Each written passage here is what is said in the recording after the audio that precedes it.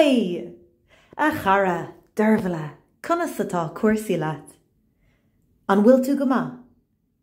Inniu, ba mhaith liom insint duit, faoi rinne a sprág mé, ó ma óige. Chula tú riamh, faoi ghráine mhaol.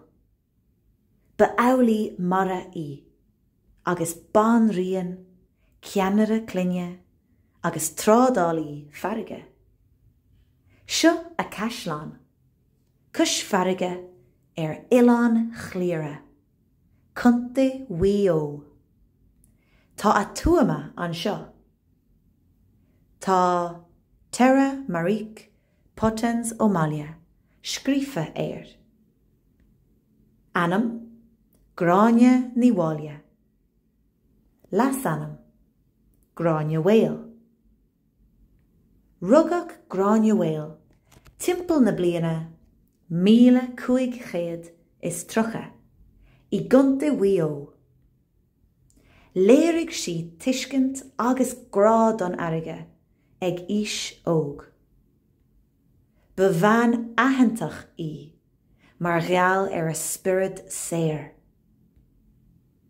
Hill si an las anam, gráine mhaol, tar éis a chuid grúige a ghearra go garid, chun héan a cheilt, mar bhuachal, nuair a dhiúltaigh a thair í a thuairt ar thuras báid.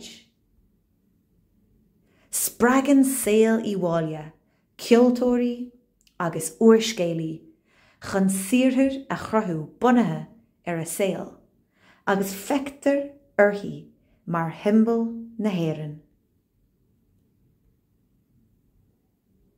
An bealach is fearr chun aithne a chur ar ghráine mhaol na an todhrán thíos a chasa.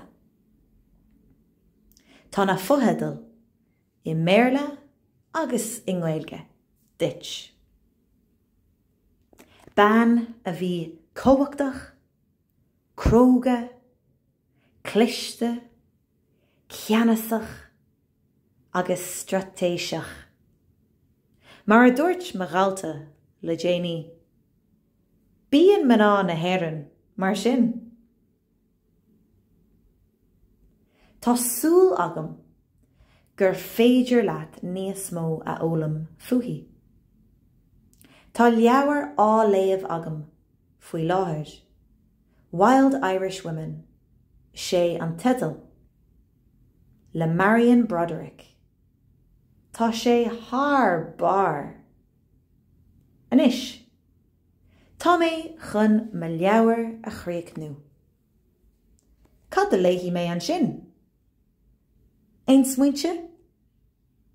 Cad a bhfuiltha? Túr ara a chara. Molly.